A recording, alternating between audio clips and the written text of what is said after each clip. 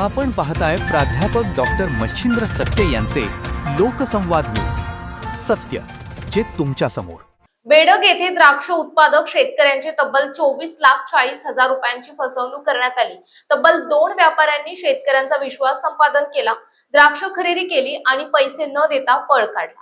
या प्रकरणी आता मिरज ग्रामीण पोलिसात गुन्हा दाखल झालाय.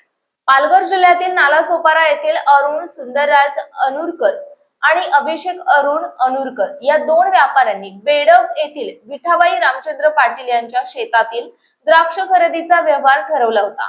18 मे ते 1 जून या कालावधीत हा व्यवहार झाला.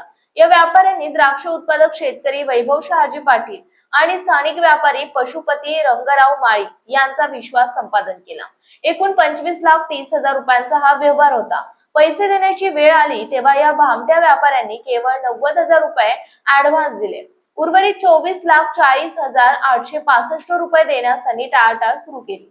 शेतकऱ्यांनी तगादा लावल्यावर त्यांनी लाखो रुपयांचा धनादेश म्हणजे चेक दिला खरा, पण तो चेक बँकेत वटलाच नाही.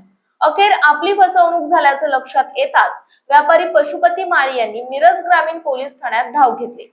या तक्रारीनंतर मिरज ग्रामीण पोलिसांनी नालासोपाऱ्याच्या दोन्ही व्यापाऱ्यांविरुद्ध फसवणुकीचा गुन्हा दाखल केला असून पुढील तपास सुरू केलाय. जय भारत, जय महाराष्ट्र. पाहत रहा लोकसंवाद न्यूज.